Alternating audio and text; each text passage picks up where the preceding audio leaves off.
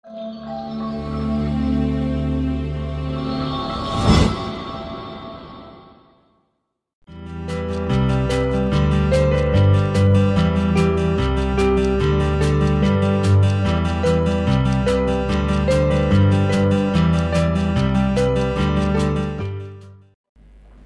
shalom semuanya.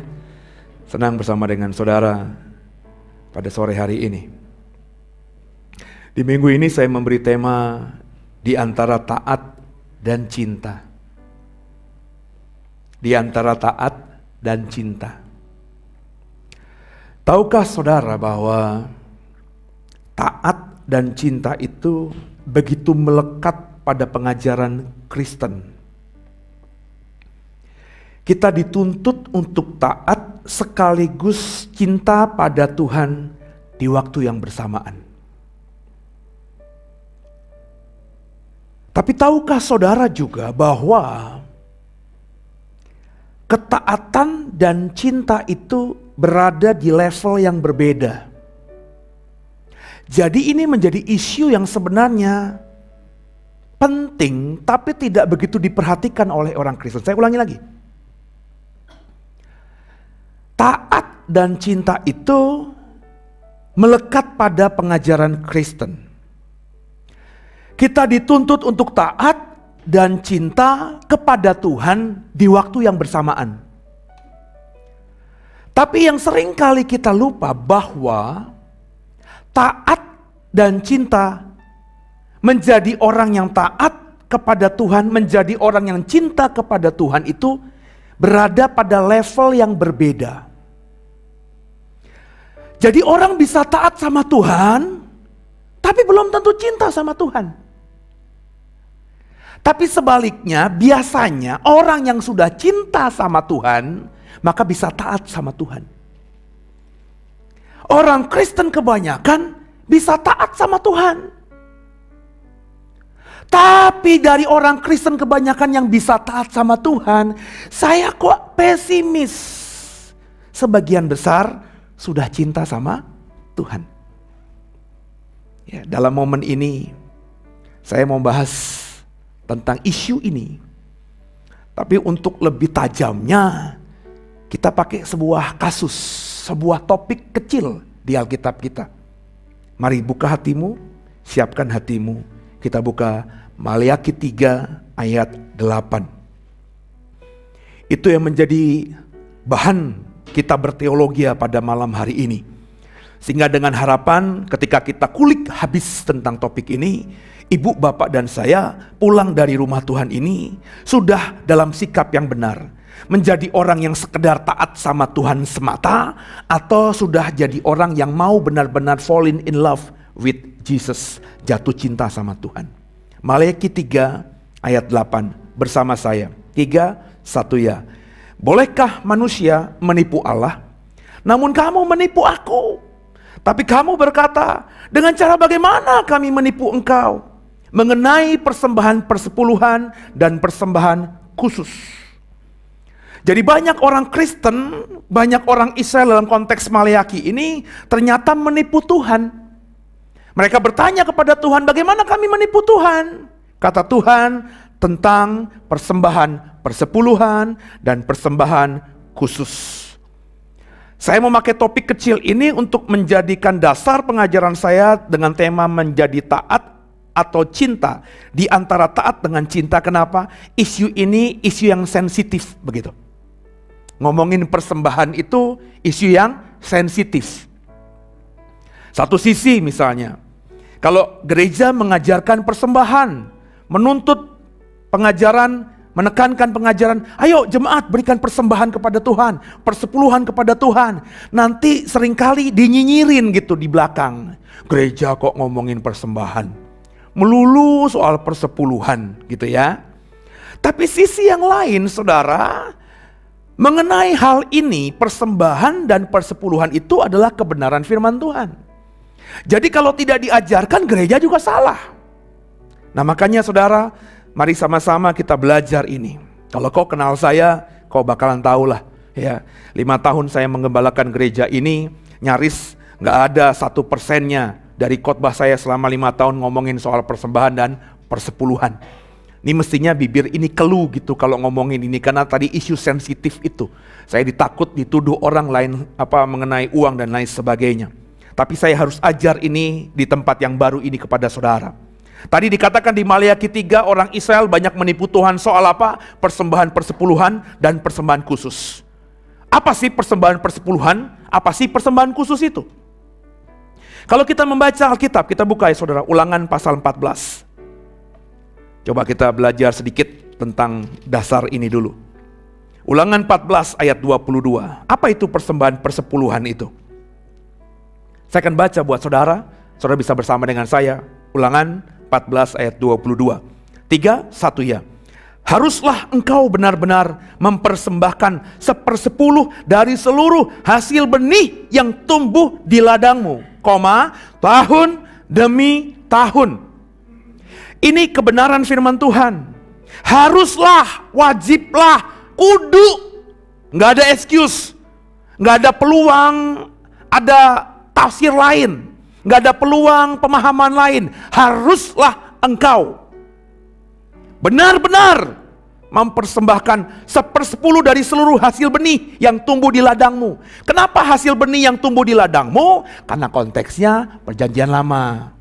Ya, orang perjanjian lama berarti hidupnya 4.000 tahun yang lalu, 5.000 tahun yang lalu. Ya, konteksnya mereka hidup dari ladang, dari hasil bumi. Alkitab katakan kita disuruh Tuhan wajib mempersembahkan 1/10 dari seluruh hasil yang kita dapatkan dari tanah kita, dari ladang kita. Bukan sekali, bukan 2 kali, tapi tahun demi tahun. Kenapa begitu? Kenapa itu tanah kita? Kenapa kita yang capek-capek mengusahakannya, kemudian hasilnya 1/10 kita harus berikan kepada Tuhan sebagai persembahan persepuluhan? Kita buka Imamat 27. Imamat 27. Coba kita buka ayat yang ke-30. Imamat 27 ayat yang ke-30. Mari sama-sama kita buka Imamat 27 ayat 30 bersama saya. 3, 1, ya. Demikian juga segala persembahan persepuluhan dari tanah, baik dari hasil benih di tanah maupun dari buah pohon-pohonan, adalah milik Tuhan. Itulah persembahan kudus bagi Tuhan. Jadi kenapa tahun demi tahun? Apa yang Bapak Ibu dapatkan dalam konteks perjanjian lama dari hasil tanahmu itu harus kau persembahkan 1/10 untuk Tuhan? Karena Alkitab mengomong, Alkitab bicara, Tuhan mengajarkan 1/10 itu kenapa harus kau berikan sebagai persembahan persepuluhan untukku? Karena itu memang milikku. That's the principle. Kalau kau mau diberkati Tuhan, maka belajarlah ikut dalam kebenarannya Tuhan. Jadi dalam konteks kekinian, apa yang kau dapatkan dari pekerjaanmu, apa yang kau dapatkan dari bisnismu, saya nggak ngomongin besarnya nominal, saya nggak ngomongin besar atau kecil. Pokok apapun yang kau dapatkan itu yang berbentuk materi, baik itu uang ataupun barang, 1/10 yang kau dapatkan dari hasil kerjamu itu punya Tuhan. Makanya Tuhan bilang, persembahkan itu sebagai persembahan persepuluhan, karena itu memang milikku, balikkan dong kepadaku. Kenapa Tuhan harus berkata demikian? Karena Tuhan ingin memberkati umatnya yang lain. Dalam konteks perjanjian lama, Tuhan ingin memberkati umat orang Lewi, suku Lewi. Kenapa begitu? Karena dari 12 suku Yakub, anak-anak Yakub, hanya suku Lewi yang gak punya warisan tanah, gak dikasih tanah. Ketika mereka masuk ke tanah perjanjian, 11 suku lainnya dikasih tanah sama Joshua, tapi suku Lewi enggak. Supaya suku Lewi bisa hidup, 11 suku lain dikasih perintah Tuhan, kembalikan persembahan 1/10 itu. Itu punyaku. Supaya apa? Supaya orang yang bekerja padaku juga bisa hidup. Berarti kalau begini, prinsipnya, apapun yang kau bawa pulang dari rumah, dari luar rumah, 10% untuk Tuhan. Yang punya dirimu hanya berapa? 90%. Dan dari 90% itulah, menurut kitab Maleakhi 3, ayat yang ke-8, kau boleh memberikan sesuka hatimu sebagai persembahan khusus. Jadi persembahan khusus itu apa? Persembahan sukacita, sukarela. Saya bilang, saya sudah ngomong berkali-kali di mimbar, orang Israel itu kalau datang ke rumah Tuhan, ke bait Allah, gak pernah dengan tangan hampa. Selalu memberikan persembahan. Nah, persembahan yang diberikan orang Israel kalau menghadap Tuhan itu bukan diambil dari 1/10 yang punya Tuhan. Itu diberikan kepada Tuhan dari 90% yang memang milik kita. 10% gak boleh diutak-atik, itu punya Tuhan, kembalikan kepada Tuhan. Nah, itulah yang dimaksud dengan persembahan persepuluhan dan persembahan khusus. Nah, bicara mengenai persembahan, apalagi persepuluhan tadi, ini dilema dalam dunia pelayanan. Gak diajar salah itu firman Tuhan saya bilang tadi. Tapi diajar takut disalahpahami. Dan memang faktanya itu yang akhirnya terjadi di dunia luar sana. Ada pendeta-pendeta tertentu yang menekankan hal ini. Dan jujur saja saya ngomong di mimbar ini. Ada gereja tertentu yang memang sedikit memaksakan ini kepada jemaatnya. Ya, lucu saudara. Kalau setiap minggu ngomongin soal persepuluhan. Bener gak? Ya. Ada gereja-gereja begitu.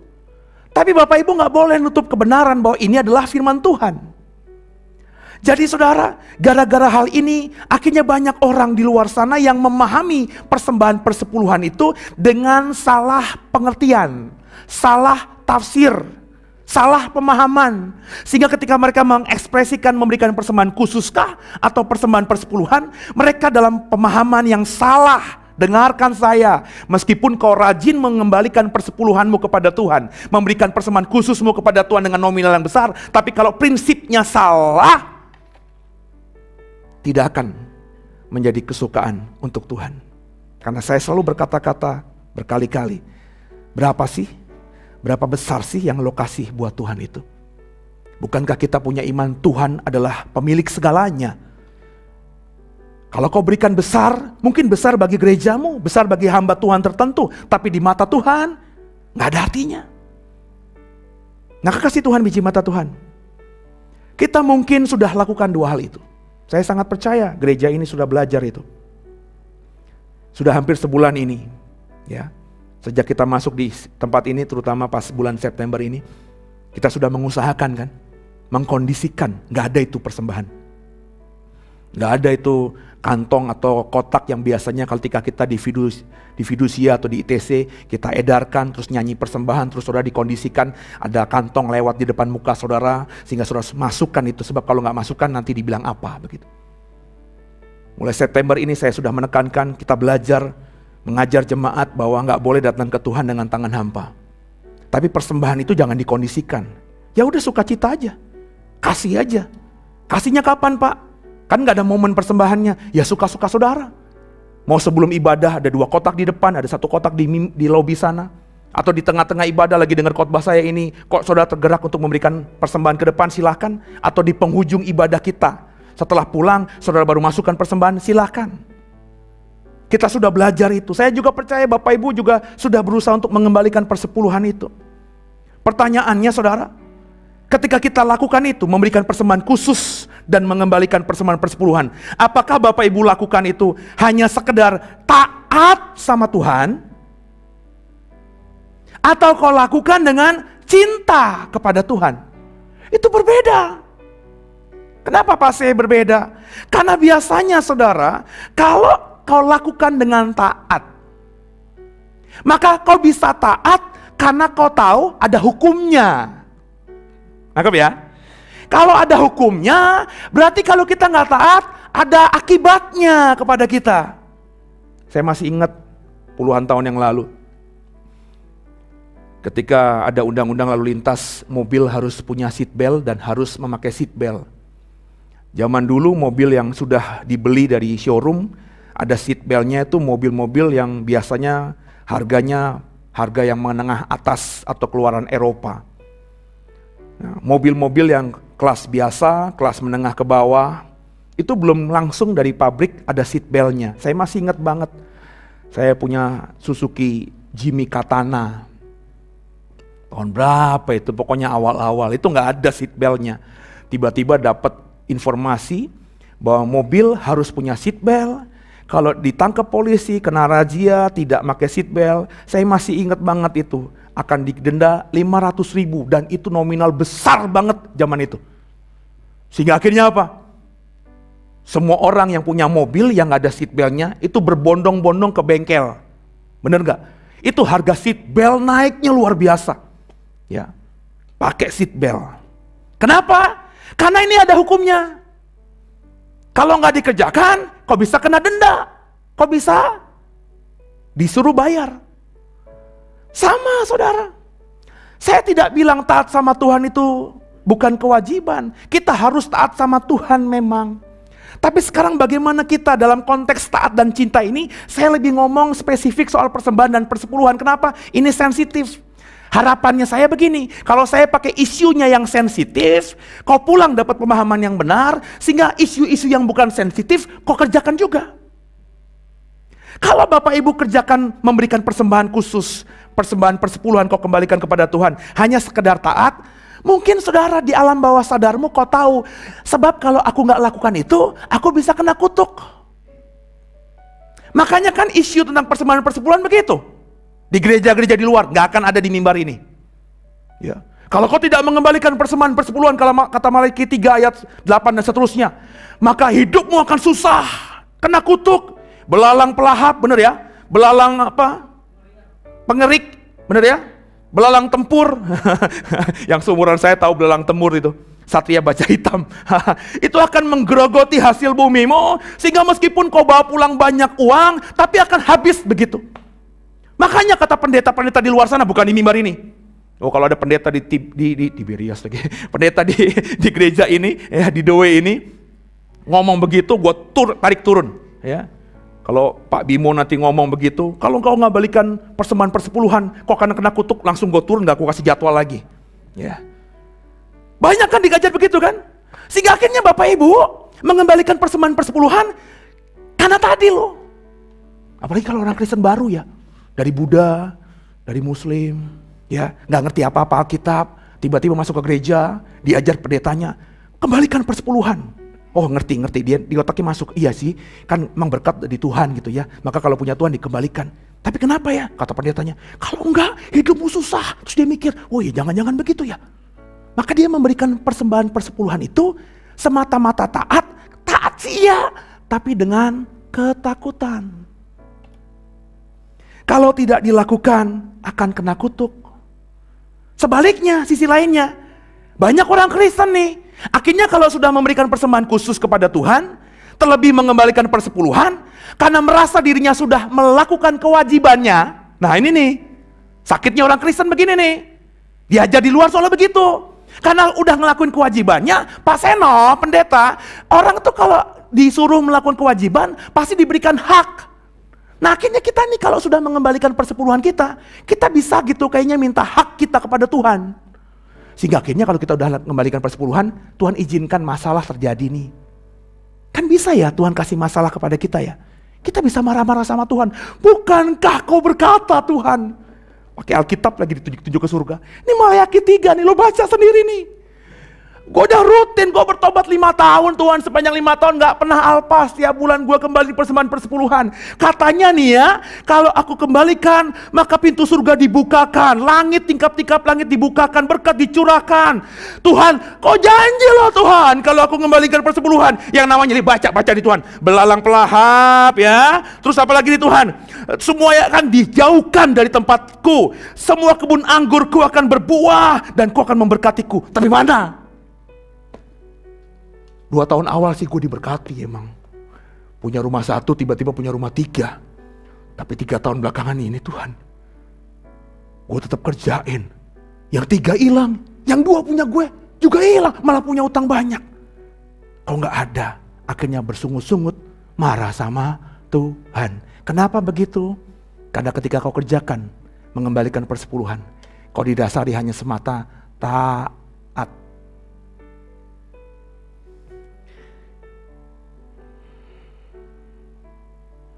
Di gereja ini, saya mengajar kalau kau sudah tinggal dalam Tuhan, kutuk gak bisa nyentuh kita. Kok gak ada yang amin sih? Kalau kau sudah tinggal dalam Tuhan, setan, demit, genderuwo, wewe gombel, kuntilanak, sebutin semuanya itu, gak bisa ganggu kita. Andai kata mereka punya kuasa mengganggu kita, dampaknya gak akan bisa nerekam kita. Kata surat Petrus, hanya seperti singa mengaum-ngaum. Orang yang dengar auman singa, gentar gak hatinya? Gentar. Setan hanya bisa membuat kita gentar. Tapi andai kata kita gentar pun dia gak bisa menerkam kita. Why? Roh dalam kita lebih besar.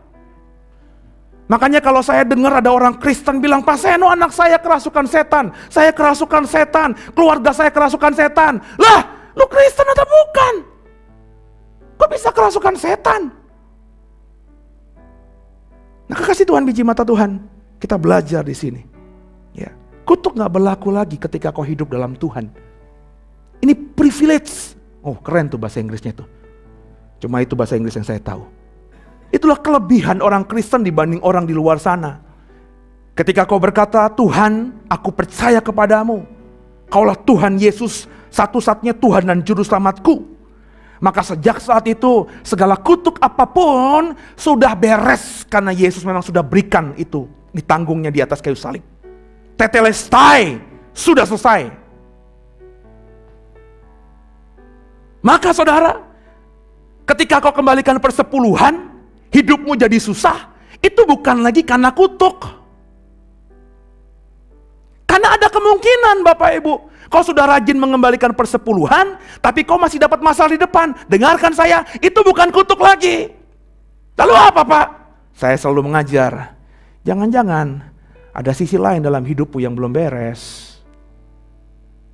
Karena ada loh, orang yang sudah mengembalikan persepuluhan, hidupnya masih ragenah. You know ragenah? Ragenah itu kata dalam bahasa Ibrani tingkat tinggi. Saking tingginya orang Farisi gak ngerti, ragenah itu apa?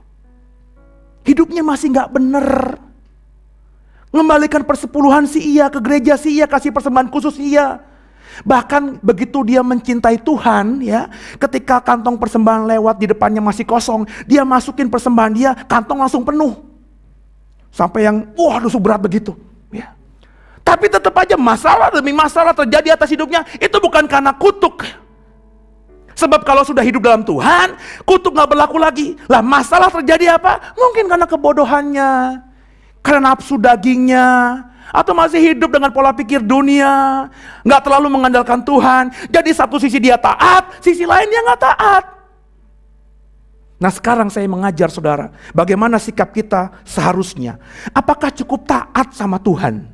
Kalau menurut saya, lewat konteks kecil tadi, persembahan dan persepuluhan, saudara, jauh lebih penting daripada persembahan khusus dan persembahan persepuluhan adalah ketika kau melakukannya. Dengarkan saya, kau lakukan bukan karena semata taat, tapi karena kau cinta. Dua hal berbeda, taat dengan cinta. Bagaimana caranya supaya kita bisa melakukan ketika memberikan persembahan khusus dan mengembalikan persepuluhan itu karena cinta kepada Tuhan? Gimana caranya, Pastor? Jawabannya sederhana, ya jatuh cintalah. Sederhana kan? Sama siapa? Ya sama Tuhan. Kalau kita sudah jatuh cinta sama Tuhan, ketika memberikan persembahan khusus, mengembalikan persepuluhan, kita mendasarinya bukan karena taat semata. Bukan dengan ketakutan kalau nggak dilakukan melanggar perintah Tuhan. Tapi kau lakukan karena memang kau sudah mencintai dia. Orang tuh ya Pak, Bu, kalau sudah jatuh cinta sama Tuhan, itu dia nggak hitung-hitungan lagi. Seperti konteksnya ketika kita dulu jatuh cinta sama pasangan kita. Nih depan gue ada Dimas sama siapa nama lo? Hona. Ya, coba tanya ya Hon. Lo beda berapa jauh kan? 5 tahun? 6 tahun. Coba dulu waktu belum jadi suami istri, Dim gue ngomong ya, jawab jujur ya. Lo belum punya dia, belum miliki dia, baru jatuh cinta. Pengen nih deketin si Hona nih. Hona saat itu posisinya ada di Cikarang. Andai-andai nih, lo lagi di Serang. Dulu kan lo ngeband kan? Lagi ngeband di Anyer. sebelum kena tsunami, ya kan. Lagi ngeband tiba-tiba Hona di Cikarang nih.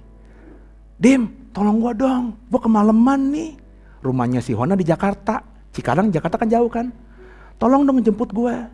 Gua berani yakin Dim, karena lo lagi jatuh cinta-cintanya sama si Hona, lo belum milikin dia, lagi bener-bener gebu-gebu, lo bisa tuh bilang, sebentar ya Hon, pokoknya habis konser gua selesai, gua akan ke tempat lo, jemput lo. Jam berapa? Pokoknya lo tunggu aja di tempat rumah lo, teman-teman lo. Jam 10 kalau selesai, gue langsung pergi. Berapa jam dari Serang sampai ke Cikarang? Teorinya sih 4 jam. Tapi demi lo, gue berjanji setengah jam sampai. Oh iya. Gimana caranya? Pokoknya setengah jam lah. Ya, entah naik helikopter kah, atau telepon Superman lah, gue nggak tahu lah. Dan lo akan berusaha, meskipun lo capek. Gila ya, Serang sampai Cikarang tuh jauh, ujung-ujung lewati 3 provinsi lo. Banten, Jakarta, sama Jawa Barat loh saudara. Ya, tapi akan dikerjakan juga karena cinta.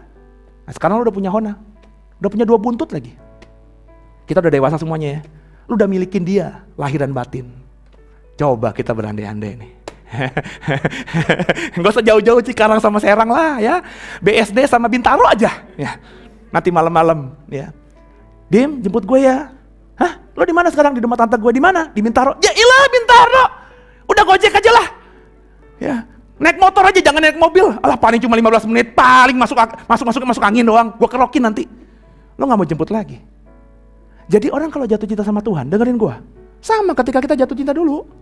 Ya Pak Felix, alah gua lebih liar lagi pasti ketika deketin si Ayu. Ya gak sih? Semuanya dikejain.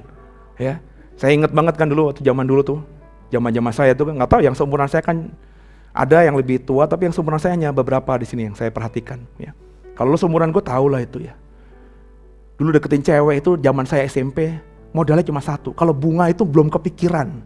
Ya, WhatsApp kata-kata gombal belum kepikiran. Jadi kepikirannya kalau tidak dengan kartu. Zaman dulu dengan kartu, ada kartu Harvest, apalagi tuh. Ya yang senyum-senyum ngerti lah, itu seusia gue udah tua juga berarti loh gitu ya.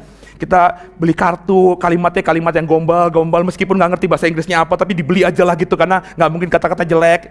Kalau kartu agak sedikit hiperbola, biasanya kita kasih pasangan kita supaya dia tahu kita cinta tuh dengan coklat. Zaman gue dulu, kalau jatuh cinta sama cewek, kasihnya coklat. Coklat di zaman gue SMP yang paling keren itu.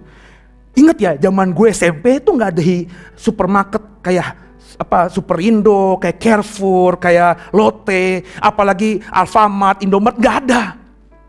Di Jakarta aja yang gede cuma Golden Truly, Pak. Dan Golden Truly sekarang udah inailahi wa inairojiun, udah gak ada itu. Ya. Nah, coklat yang paling keren, udah gitu supermarket jarang lagi, itu Toblerone. Sekarang Toblerone tuh, ya iyalah, lo nemu di mana aja bisa. Tapi zaman dulu nyari Toblerone pertama mahal dan susah. Yang paling gampang coklat ayam. Nah, yang ngerti itu berarti ngasihnya coklat ayam sama pasangan. Lo kere lah lo. Ya, lo kere. Nah. Kalau gue nggak coklat ayam, gue tahu coklat ayam itu meskipun enak untuk zaman itu, untuk seusia gue memang itu makanan coklat gue sehari-hari. Tapi itu ordinary gitu. Kalau gue kasih coklat ayam, gue mikir cewek yang gue taksir tiap hari juga makan coklat ayam. Maka gue berusaha untuk beli Toblerone. Pertama mesti cari di mana ada Toblerone. Udah gitu gue tahu banget harganya mahal. Jadi mesti nabung beberapa hari dari uang saku yang diberikan bokap nyokap gue bukan orang tajir. Ngasihnya cuma beberapa ribu, itu disisihkan sampai kumpul uang kira-kira dapat apa kira-kira harganya berapa, naik sepeda jauh itu. Rumah gue di Kebun Jeruk, itu supermarket paling gede di Tomang Tol. Kalau lo dari sini mau ke Tomang, lewat tol Jakarta Merak, sebelah kiri ada Tomang Tol. Itu dulu supermarket paling keren di sekitar Tanjung Duren. Gak ada yang lainnya. Gue naik sepeda dari Kebun Jeruk, dari Komplek Kodam, lewatin Taman Kebun Jeruk Baru, itu nyebrang jembatan tol. Sepeda gue goes, gue angkat begitu nyebrang jembatan tol. Kenapa? Kan gak boleh lewat tol dong. Terus turun lagi, terus goes lagi. Dulu tuh gue putih, tau gak sih? Ya gara-gara naik sepeda itu siang-siang jadi gosong begini. Ya. Kenapa? Semata-mata karena gue jatuh cinta sama perempuan itu. Pagi-pagi gue taruh coklat di kolongnya, ya. Terus dia pagi-pagi datang. Ada coklat. Mulai akhirnya dia tahu si Ayah siapa, tahu gue di belakang ini jatuh cinta sama dia, dan akhirnya kita bisa deket. Orang tuh kalau jatuh cinta sama Tuhan, kayak gitu. Nah saya kepengen, dari khotbah ini, saya gak ngomongin uang. Aduh, lo kenal gue 5 tahun lah. Ada gak di sini yang gue datengin minta uang gue gitu? Bukan itu. Cuma saya mau ngambil topik tentang persembahan khusus dan persembahan persepuluhan, karena ini isu sensitif. Saya ingin mengajar saudara, kalau saudara sudah melakukan itu, dan saya yakin saudara sudah melakukan hal itu, jangan lakukan cuma sekedar taat, tapi lakukan karena cinta. Gimana supaya kita ketika mengembalikan persepuluhan kita lakukan karena cinta kepada Tuhan, maka jatuh cintalah. Nah jatuh cinta kepada Tuhan itu gimana? Ada 2 langkah, ada 2 cara. Pertama, memang Tuhan yang ingin memberikan cintanya terlebih dahulu, menunjukkan cintanya terlebih dahulu. Gimana caranya? Ada contohnya nggak? Saya tadi hari Jumat kemarin ibadah doa pengurapan di tempat ini buat para imam musik. Saya ambil renungan dari Lukas 10 ayat 38-42 soal Marta dan Maria. Bu, Marta dan Maria. Yesus suatu ketika datang ke sebuah kampung desa namanya Betania. Ketika Marta dengar Yesus yang sudah dia kagumi ini, yang sudah dia dengar melakukan banyak mujizat ini, masuk ke kampungnya, Marta, kalau kita baca Lukas 10 tadi, mengundang Yesus masuk ke rumahnya. Guru, mampir ke rumahku. Karena Marta tuan rumah, maka ketika Yesus ada di rumahnya, Marta melayani dia. Melayani Yesus, ada di dapur, siapin masakan, siapin minuman. Dia menservis, kenapa? Karena dia taat. Dia harus melayani tuannya, melayani gurunya, supaya gurunya nyaman. Marta bukan taat pada momen itu doang. Nanti kalau kau baca di rumah kisah yang berbeda, tapi di kampung yang sama, dalam Yohanes pasal 12. Suatu ketika Yesus datang lagi ke desa Betania itu. Tapi kali ini Yesus tidak masuk ke rumahnya Marta. Karena yang mengundang Yesus adalah Simon si Kusta. Kenapa disebut Simon si Kusta? Karena rupanya saya percaya Simon dulunya ini adalah orang yang kena sakit kusta. Mungkin dengar Yesus, disembuhkan Yesus dari kustanya, sehingga ketika dia tahu Yesus datang ke desa Betania, dia yang sudah mengalami mujizat dari Yesus ini mengundang Yesus masuk ke rumahnya. Karena nggak mungkin orang Yahudi normal itu mengundang Yesus. Kenapa? Yesus dianggap musuh. Berarti orang yang terima Yesus itu orang yang sudah mengalami Tuhan. Simon si Kusta mengundang Yesus masuk ke rumahnya. Marta yang sekampung dengan Simon si Kusta ini, lihat dan dengar Yesus Tuhan guru yang dikaguminya masuk ke rumahnya Simon si Kusta. Marta di Yohanes 12 datang ke rumahnya Simon si Kusta. Ngapain? Kembali melayani Yesus di rumahnya Simon si Kusta. Artinya apa? Dia mungkin bantu nyuci-nyuci, dia mungkin bantu masak, dia bantu ngasih minuman, dia melayani Yesus di rumahnya Simon si Kusta. Marta adalah tipikal manusia yang taat sama Tuhannya. Saudaranya Marta siapa? Maria. Kalau kita baca Lukas pasal 10, ketika Yesus datang ke rumahnya Marta karena diundang sama Marta. Marta, si saudara ini, sibuk di dapur. Maria, kata Lukas 10 apa? Duduk manis di bawah kaki Tuhan. Coba Pak, Bu, pahami. Kalau perempuan bisa bersimpuh, duduk manis di bawah kaki laki-laki, itu apa sebabnya? Sederhana, cuma satu. Maria jatuh cinta sama Tuhan. Benar gak sih? Ini belum muhrim loh. Yesus masih single loh. Saya gak ngomongin ini jadi tafsir liar ya, tapi kok harus mengerti konteksnya. Saya yakin Maria saat itu belum punya iman yang gimana gitu kepada Yesus. Mungkin sekedar mengagumi. Nah, supaya kekagumannya itu tidak bertepuk sebelah tangan, nangkep ini ya. Ketika Yesus masuk ke rumahnya dia, diundang sama kakaknya Marta, Maria itu nggak hilir mudik. Dia duduk di bawah kakinya Yesus. Supaya apa? Supaya Yesus perhatikan dia. Kenapa dia lakukan begini? Karena dia jatuh cinta sama Tuhan. Dan ketika Maria jatuh cinta sama Tuhan, kalau kita baca Yohanes 12-nya, ketika akhirnya di lain kesempatan Yesus datang lagi ke Betania, masuk ke rumahnya Simon si Kusta. Si Marta dengar dia datang ke Simon si Kusta dan melayani Yesus kembali seperti ketika dia melayani Yesus di rumahnya. Apa yang dikerjakan Maria? Maria masuk ke rumah Simon si Kusta, bukan melayani Yesus, tapi dia ambil yang dia miliki yang paling mahal. Apa itu? Buli-buli berisi minyak narwastu murni. Dipecahkan itu buli-buli, sehingga minyaknya itu tertuang di kakinya Yesus. Dan dia basuh minyak wangi itu dengan rambutnya. Sehingga wanginya, kata Yohanes pasal 12, semerbak menguasai seluruh rumah Simon si kusta ini. Yang saya mau katakan, bukan tidak boleh kita menjadi orang Kristen yang taat. Tapi saudara harus lebih daripada sekedar orang Kristen di luar sana yang bisa taat. Karena saya bilang tadi dalam pemahaman saya, pengalaman saya melayani, orang kalau taat itu biasanya karena takut. Tapi jadilah seperti Maria yang mencintai Tuhan. Kalau orang sudah mencintai Tuhan seperti Maria, gak hitung-hitungan lagi sama Tuhan. Bahkan yang terbaik yang dia miliki, dia bisa persembahkan kepada Tuhan. Melalui konteks cerita ini, melakukan dengan taat dan melakukan dengan beda, itu dua hal yang berbeda. Kenapa persepuluhan dan persembahan khusus dalam konteks khotbah saya ini harus kau lakukan bukan semata taat, tapi juga dengan cinta? Karena Bapak Ibu, kalau kau taat, sekedar taat, maka saya takut di kemudian hari ketika ada masalah, kau merasa sudah mengerjakan kewajibanmu, kau menuntut hakmu kepada Tuhan. Sorry ya, kalau kau menuntut hak kepada Tuhan, saya tuh jadi orang yang geleng-geleng kepala. Siapa sih lo tuh? Masa nuntut kepada Tuhan? Siapa dirimu sampai bisa klaim kepada Tuhan?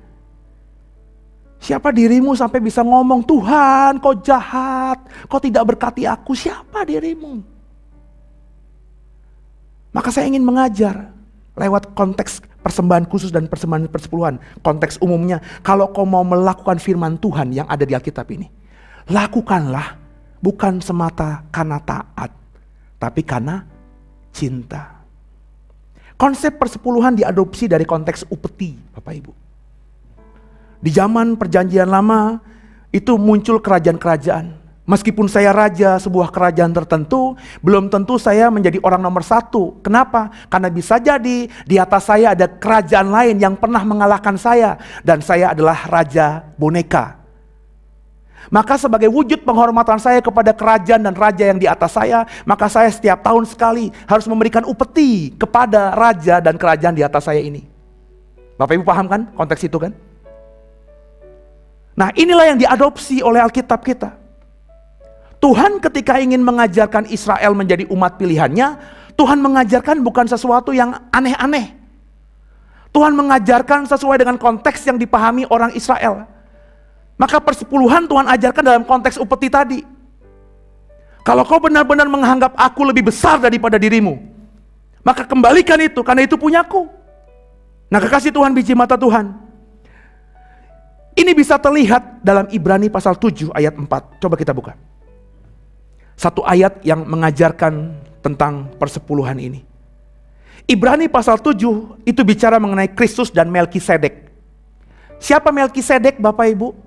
Kalau Bapak Ibu baca Ibrani pasal 7, itu adalah tipologi dari Kristus di perjanjian lama.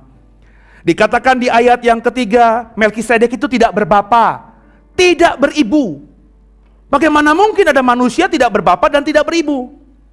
Ia tidak bersisilah, berarti gak punya keturunan di atasnya. Harinya tidak berawal, hidupnya tidak berkesudahan. Karena ia dijadikan sama dengan anak Allah, ia tetap menjadi imam sampai selama-lamanya. Itu Melkisedek. Kita mengerti dalam perspektif perjanjian baru, inilah tipologi dari Kristus. Jadi meskipun Kristus yang kita yakini itu lahir 2000 tahun sebelum sekarang ini, lahir dari rahim Maria, tapi rupanya sebelum dia berinkarnasi menjadi manusia, Yesus sudah berkali-kali menampakkan diri di perjanjian lama. Salah satu wujudnya adalah Imam Melkisedek. Ayat 4 kita baca konteks khotbah kita ini. Ayat 4 Ibrani 7. 3, 1 ya. Camkanlah betapa besarnya orang itu yang kepadanya Abraham, bapa leluhur kita, memberikan 1/10 dari segala rampasan yang paling baik. Kalau Bapak Ibu lihat konteks ceritanya di kitab Kejadian, Abraham ini habis menang lawan negara-negara lain. Negara-negara lain itu mengalahkan Lot. Keponakannya ini dicuri, keponakannya ini ditahan oleh kerajaan-kerajaan yang ada saat itu. Abraham membela Lot, mengalahkan semua raja-raja yang menawan Lot ini. Nah, ketika dia berhasil mengalahkan kerajaan-kerajaan itu, dia mengalahkan dengan membawa harta rampasan. Nangkep Bapak Ibu ya? Itu miliknya Abraham. Ketika Abraham pulang, Abraham bertemu dengan Melkisedek ini. Melkisedek di ayat 3 tidak berbapa, tidak beribu, tidak bersisilah.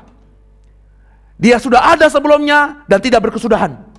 Ketika Abraham menyadari hal ini, dia bilang, aku akan memberikan 1/10 dari harta rampasan yang paling baik kepada Melkisedek. Kemudian Abraham menekankan ini, Ibrani menekankan ini, camkanlah. Kenapa Abraham memberikan kepada Melkisedek 1/10 yang dia punya itu? Karena ayat 4 kalimat awalnya gini, camkanlah betapa besarnya orang itu. Meskipun Abraham baru pulang perang menang, tapi ketika menghadapi bertatap muka dengan Melkisedek, Abraham berkata, lu lebih besar daripada aku. Maka dia memberikan 1/10 dari yang terbaik itu kepada Melkisedek. Saudara, kalau kita membaca kisah ini, Abraham ketika memberikan persembahan persepuluhan kepada Melkisedek, ini persembahan persepuluhan belum diatur sebagai hukumnya Tuhan. Perintah Tuhan untuk memberikan persembahan persepuluhan baru ada di kitab-kitabnya Musa. Dalam hal ini apa? Imamat. Tuhan berfirman kepada Musa, sampaikan ini kepada orang Israel, bahwa mereka harus mengembalikan 1/10 dari hasil bumi mereka kepadaku, karena itu milikku, kata Tuhan. Nah, Abraham dengan Musa itu ada masa yang jauh, Pak. Ketika Abraham hidup, belum ada hukum Taurat.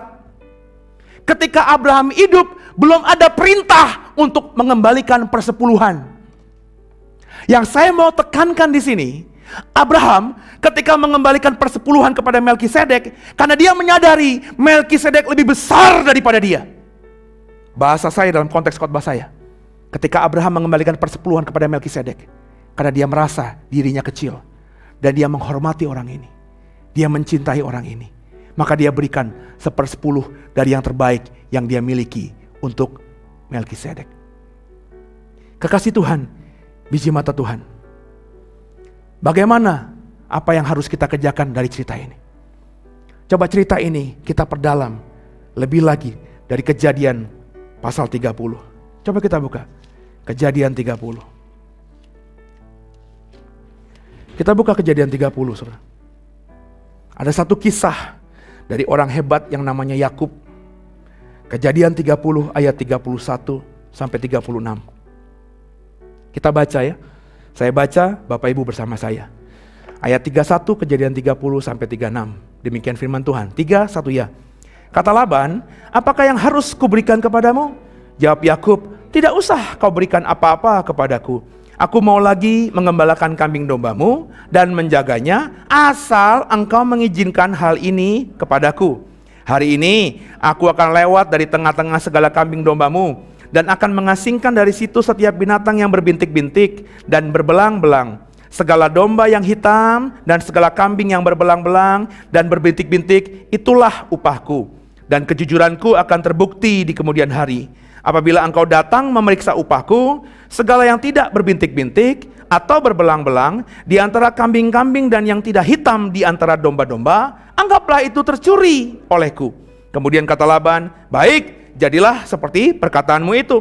Lalu diasingkanlah pada hari itu kambing-kambing jantan yang bercoreng-coreng dan berbelang-belang, dan segala kambing yang berbintik-bintik dan belang-belang, segala yang ada warna putih pada badannya, serta segala yang hitam dari antara domba-domba. Dan diserahkannyalah semua itu kepada anak-anaknya untuk dijaganya.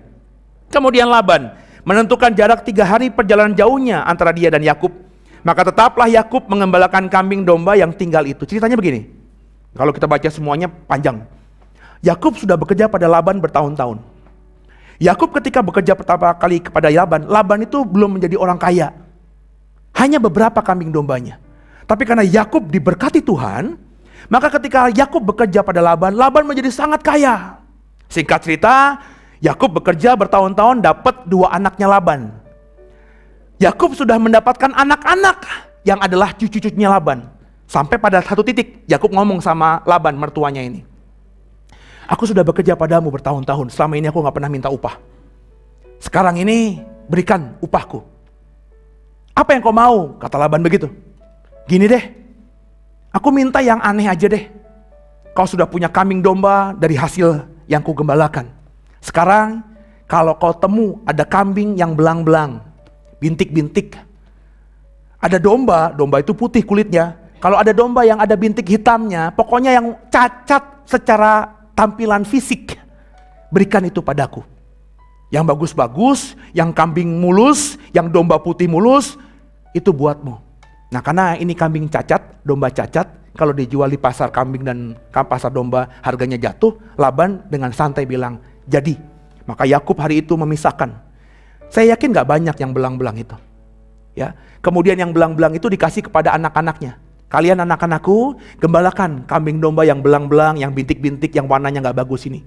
Terus Laban, si mertua ini, memisahkan. Dia suruh anak-anak Yakub pergi jauh 3 hari jaraknya dari tempat dia. Dan kambing dombanya Laban masih digembalakan oleh Yakub. Nangkep ya? Jadi Yakub mengembalakan kambing domba Laban yang semuanya masih mulus-mulus. Singkat cerita, terus apa yang terjadi? Apakah Yakub terus diberkati Tuhan? Diberkati. Caranya gimana? Yakub bilang sama Laban begini, pokoknya lain kali seterusnya kalau kau gembalakan kambing dombamu ini, kau dapatin nanti ada anak-anak dari kambing domba ini yang warnanya belang-belang, bintik-bintik, warnanya gak bagus, ya itu punyaku. Upahku itu aja. Nah karena Laban itu memang mikir kambing domba itu gak mungkin lah. Orang kalau putih sama putih kan pasti lahirnya putih juga, benar gak saudara? Ini kok diem sih? Iya kan ya? Karena kan yang digembalakan tinggal yang putih-putih dombanya dong. Domba putih kawin sama domba putih, mestinya kan putih. Gak mungkin belang-belang. Andai kata ada, mungkin keturunan dari gen di atasnya. Tapi kalau sekali lahir itu ada 5 anak domba, paling yang cacat cuma 1, itu pun belum tentu cacat putih. Bisa jadi baru berapa kali hamil lagi, baru ada putihnya, ada belang-belangnya. Benar gak saudara? Ya, yang ngerti dunia perhewanan begitu. Ya, orang kawin hitam cowoknya orang Papua, istrinya orang Ambon hitam. Gak mungkin lahirnya anaknya sipit warnanya kuning. Itu impossible saudara. Ya, pasti hitam juga. Benar gak saudara? Bahkan saya berani jamin kalau istrinya putih, bapaknya hitam, itu anaknya juga gak mungkin hitam mutlak atau putih mutlak. Pasti tengah-tengah. Ya, paling gak kayak zebra lah, hitam putih begitu. Ya, gak mungkin. Nah, jadi Laban bilang, ya udahlah, kambing dombaku semuanya udah bagus-bagus, nggak mungkin lah tiba-tiba punya anak yang belang-belang. Kalau ada, ya paling 1 dibanding 100, udah ambil, kata Laban begitu kan. Tapi apa terjadi? Kita baca yuk ayat berikutnya. Pasal 30, ayat 41, sampai dengan ayat 43. Yakub itu penuh dengan hikmat, cerdik, luar biasa. Ayat 41 sampai 43, Kejadian 30 bersama saya. Dan setiap kali apabila berkelamin kambing domba yang jantan, miliknya siapa? Miliknya Laban yang digembalakan Yakub tadi. Maka Yakub meletakkan dahan-dahan itu ke dalam palungan di depan mata kambing domba itu supaya berkelamin dekat dahan-dahan itu. Tetapi apabila datang kambing domba yang lemah, ia tidak meletakkan dahan-dahan itu di dalamnya. Jadi hewan yang lemah untuk Laban dan yang kuat untuk Yakub. Maka sangatlah bertambah-tambah harta Yakub dan ia mempunyai banyak kambing domba, budak perempuan dan laki-laki, unta dan keledai. Jadi saudara, ketika Yakub memelihara, mengembalakan kambing dombanya Laban, maka Yakub punya hikmat gini. Wah, dia kan yang mengembalakan kan. Dia tahu kambing yang kuat, domba yang kuat, kambing yang lemah, domba yang lemah. Ketika kambingnya Laban, dombanya Laban yang kuat, lagi mau berkelamin, lagi masanya mau kawin gitu, maka dibuatlah mereka kawin dengan cara di depan palungannya ditaruhlah dahan hijau dari pohon hawar, pohon badam dan pohon berangan. Itu ada di ayat 37. Jadi supaya ketika berkelamin, si binatang kuat yang jantan ini melihat dahan-dahan yang belang-belang tadi. Sehingga akhirnya lahirlah anak-anak yang belang. Nah, lahir anak yang belang ini adalah anak dari kambing dan domba jantan yang kuat. Nangkep ya? Jadi badannya belang tapi punya bapak yang kuat. Sedangkan ketika Yakub lihat, ini kambing yang mau berkelamin dan domba yang mau berkelamin tuh leto-leto ini. Udah dibiarin aja. Singkat cerita, akhirnya meskipun warnanya belang-belang, Yakub punya kambing domba yang kuat-kuat. Sedangkan Laban meskipun warna bulunya semuanya murni, bagus, bersih, tapi kambing dombanya lemah-lemah. Gini leh, kalau kuat bisa berkelamin berapa kali? Nangkep ya? Akhirnya lebih banyak lagi. Sedangkan si Laban karena lemah, ya setahun cuma sekali berkelamin. Mungkin seumur hidup cuma punya 2-3 ekor kambing domba. Akhirnya Yakub semakin diberkati Tuhan luar biasa. Lalu apa yang terjadi? Kita baca pasal 31 ayat 7 sampai 9. Ketika Laban melihat hal ini, Laban gak suka. Loh kok begitu ya? Kan yang kau gembalakan itu kan kambing dombaku yang warnanya putih-putih. Tapi kenapa lahirnya kok belang-belang begini? Laban bingung. Padahal Yakub tadi kan mikir ya, cerdik ya. Di palungannya dikasih dahan-dahan yang warna-warni tadi, gitu loh saudara. Laban gak suka. Kenapa bisa begini? Akhirnya apa yang terjadi? Pasal 31 ayat 7 sampai dengan ayat 9. Saya baca ya. 3, 1 bersama. Tapi ayahmu telah berlaku curang kepadaku. Yakub ngomong sama istri-istrinya, anaknya Laban. Ayahmu telah curang kepadaku. Dan telah 10 kali. Bukan cuma sekali, 10 kali mengubah upahku. Tapi Allah tidak membiarkan dia berbuat jahat kepadaku. Apabila ia berkata, yang berbintik-bintik akan menjadi upahmu, maka segala kambing domba itu beroleh anak yang berbintik-bintik. Dan apabila ia berkata yang bercoreng-corenglah yang akan menjadi upahmu, maka segala kambing domba itu beroleh anak yang bercoreng-coreng. Demikianlah Allah mengambil ternak ayahmu dan memberikannya kepadaku. Jadi Laban begini nih. Ini kenapa ya? Kok kambing dombaku semuanya, domba-dombaku putih-putih tapi anaknya belang-belang. Dan Yakub yang dapat belang-belang ini, kambing dombanya bisa beranak pinak jauh lebih banyak. Akhirnya Laban bilang gini, pokoknya gini deh. Sekarang ini yang kuberikan padamu hanya kambing domba yang belang-belang. Yang bukan belang-belang itu punyaku, yang belang-belang ambil. Nah ketika Laban bikin aturan begitu, maka kambing domba yang dilahirkan Laban yang kuat-kuat itu semuanya belang-belang. Laban, kok malah banyak ya? Oh salah. Mulai sekarang aku rubah aturannya. Pokoknya yang belang-belang punyaku, yang bintik-bintik punyamu. Ya. Tapi yang lahir yang bintik-bintik. Ya, Laban mikul lagi, kok begini ya? Oh, pokoknya yang ada titik putihnya aja itu punyamu. Yang lainnya mau belang-belang bintik-bintik itu punyaku. Tapi yang lahir semuanya bintik-bintik putih. Sampai 10 kali dirubah sama Laban. Tapi Yakub tetap diberkati Tuhan. Lalu apa yang terjadi? Coba, apa sebabnya? Sebabnya tadi dikatakan Allah yang bekerja. Kenapa Allah bekerja? Itu kan kuncinya. Pertanyaannya, kenapa Yakub terus dipelihara Tuhan, diberkati Tuhan? Dirubah aturannya sama Laban, Tuhan terus memberkati Yakub. Kenapa begitu? Alasannya ini. Pasal 31, ayat yang ke-10 sampai dengan ayat yang ke-13. Sama-sama kita baca. 3, 1 ya. Pada suatu kali, pada masa kambing domba itu suka berkelamin, maka aku bermimpi dan melihat bahwa jantan-jantan yang menjantani kambing domba itu bercoreng-coreng, berbintik-bintik dan berbelang-belang. Dan malaikat Allah berfirman kepadaku dalam mimpi itu, Yakub, jawabku, ya Tuhan. Lalu ia berfirman, angkatlah mukamu dan lihatlah bahwa segala jantan yang menjantani kambing domba itu bercoreng-coreng, berbintik-bintik dan berbelang-belang. Sebab telah kulihat semua yang dilakukan oleh Laban itu kepadamu. Akulah Allah yang di Bet-El itu, di mana engkau mengurapi tugu dan di mana engkau bernazar kepadaku.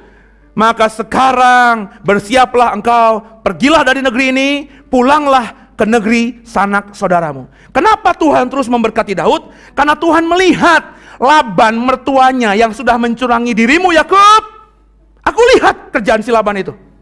Dan aku gak suka ada orang yang mengusik dirimu. Maka aku berkati kau. Nah pertanyaannya kenapa? Kalau kita baca tadi ayat 13. Aku ini Allah yang kau temui di Bet-El, di mana engkau mengurapi tugu dan di mana engkau bernazar kepadaku. Nazar apa, Pak? Kalau kau lihat Alkitab, punya Alkitab dalam bentuk buku, ada footnote-nya. Nazarnya Yakub itu yang di Bet-El itu tercatat di Kejadian 28 ayat 18. Yuk kita buka yuk. Kejadian 28 ayat 18. Saya akan baca, Bapak Ibu boleh ikut sama saya sampai ayat 22. Kejadian 28 ayat 18 sampai 22. 3, 1 ya. Keesokan harinya, pagi-pagi Yakub mengambil batu yang dipakainya sebagai alas kepala dan mendirikan itu menjadi tugu dan menuang minyak ke atasnya. Ia menamai tempat itu Bet-El, dahulu nama kota itu Luz.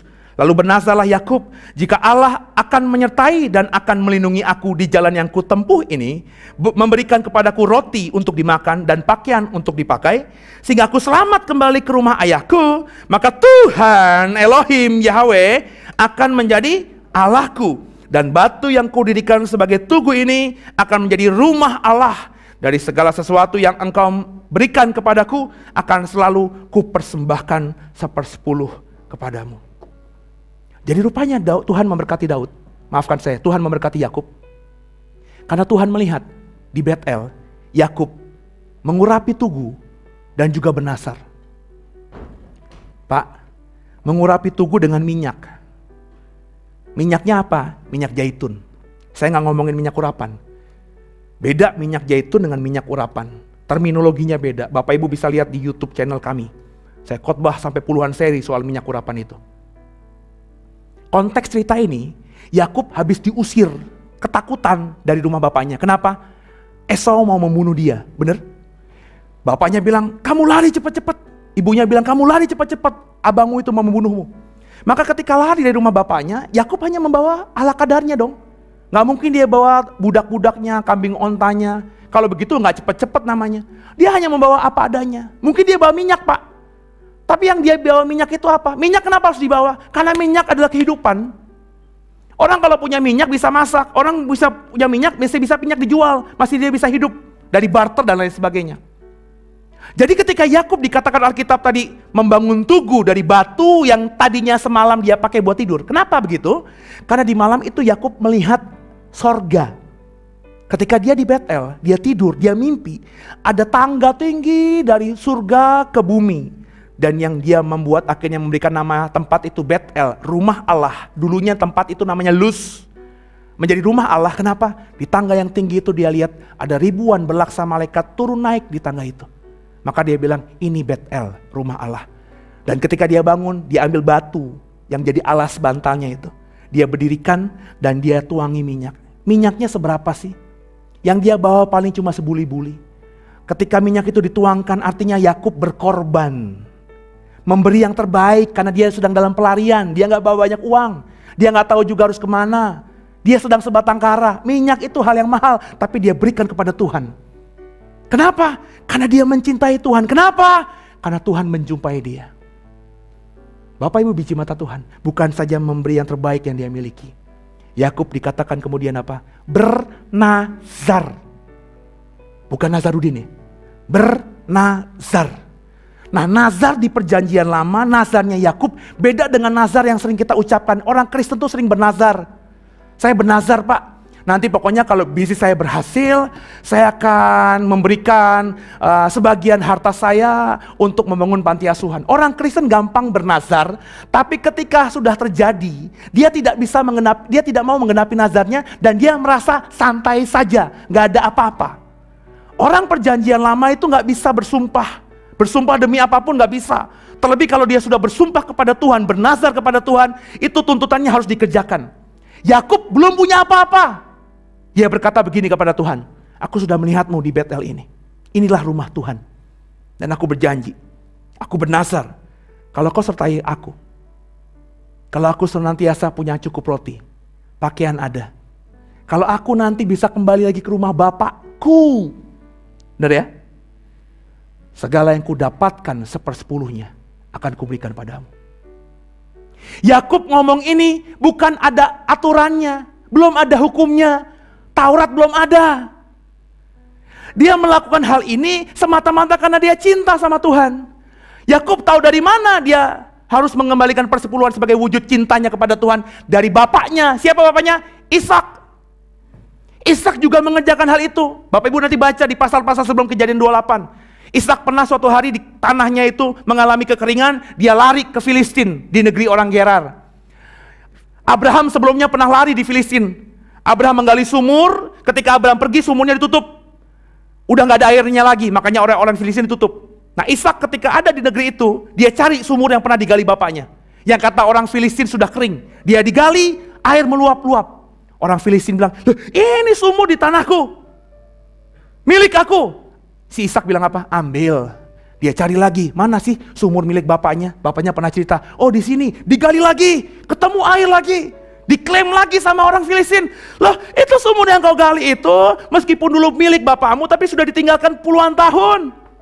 Itu ada di tanah kami, punya kami. Ambil, kata Ishak. Sampai singkat cerita di Gerar itu. Setiap Ishak gali sumur, ketemu air. Pak, Bu, ini di tanah Palestina, di tanah Arab. Gak seperti sekarang. Di rumahmu, gali sumur, 20 meter bisa ketemu air. Paling banyak 100 meter kau bor tanah di bawah pasti ketemu air. Di zaman itu, konteksnya tanah Arab. Gak mungkin itu. Gali sumur langsung keluar air. Akhirnya raja orang Filistin, Raja Gerari bilang, kau ini adalah orang diurapi Tuhan. Ikat perjanjian yuk dengan aku yuk. Supaya suatu ketika nanti ketika kau sudah besar, kau tidak lagi dan kau tidak menyerang kami. Ketakutan orang Gerari ini. Ishak diberkati Tuhan, kenapa? Mengerjakan hal ini, mengembalikan persepuluhan. Ishak tahu dari mana? Dari bapaknya. Dalam momen apa? Bapaknya pernah mengembalikan persepuluhan kepada Melkisedek yang kita baca tadi. Jadi keluarga ini, Abraham, Ishak, dan Yakub, diberkati Tuhan luar biasa. Kita taunya karena Tuhan berjanji, kau akan diberkati. Aku berjanji padamu, anak cucumu diberkati, begitu ya. Tapi kita lupa. Mereka bukan cuma diberkati Tuhan karena Tuhan berjanji kepada mereka. Mereka diberkati Tuhan karena mereka mencintai Tuhan. Mereka mengembalikan 1/10 itu kepada Tuhan. Bapak Ibu biji mata Tuhan. Mulai hari ini, jangan cuma jadi orang Kristen yang taat melakukan firman Tuhan. Tapi juga jadi orang yang cinta Tuhan. Sehingga ketika kita melakukan firman Tuhan itu, semuanya didasari dari rasa cinta di hati ini kepada Tuhan. Konteksnya persembahan khotbah kita ini. 90% yang kau dapatkan punyamu. 10% itu punya Tuhan. Kunci rahasia diberkati adalah ini. Kau mungkin selama ini berkata, aku sudah mengembalikan persepuluhan Pak. Aku sudah memberikan persembahan khusus Pak. Tapi kenapa hidup saya begini? Karena jangan-jangan kau melakukannya hanya sekedar karena taat. Tuhan mau bukan kita sekedar taat Pak. Dengerin Seno ini. Tuhan mau kita ini cinta sama Dia. Maka habis ibadah ini, kita belajar yuk. Saya tadi bilang ketika doa Tuhan ingatkan saya. Ngomong dong apa yang lo kerjain. Kalau lo kerjain memberikan persembahan. Biasanya kita memberikan persembahan begitu aja kan. Coba sekarang ini belajar. Ketika kita memberikan persembahan. Sambil kita masukkan di kotak. Dalam hati kita ngomong, Jesus, I love you. Belajarlah melakukan firman Tuhan karena cinta. Untuk itu, jatuh cintalah kepada Tuhan. Yakub diberkati. Meskipun dia dizalimi oleh Laban. Kenapa? Karena dia mencintai Tuhan. Bukan karena hukum, bukan karena aturan. Yakub melakukan hal itu karena cinta. Seperti bapaknya Abraham memberikan persepuluhan kepada Melkisedek. Yakub mengerjakan hal itu. Akhirnya hidupnya diberkati Tuhan. Siapa yang mau diberkati Tuhan? Boleh angkat tangan. Semuanya maulah. Coba belajar kerjakan itu. Di gereja ini Bapak Ibu, 5 tahun lalu ketika saya merintis, saya siapkan ini. Dulu ini, kalau boleh jujur, di wilayah Jakarta dan sekitarnya jarang orang kasih persembahan pakai amplop begini. Kalaupun ada amplop putih biasa. Tapi saya kasih yang keras. Supaya amplop ini bisa terus dipakai kemudian hari. Terus saya taruh kalimat di belakangnya. Kalimatnya begini. Berikanlah persembahan yang terbaik untuk Tuhan. Di otak saya ini ketika ngomong yang terbaik bukan nominal.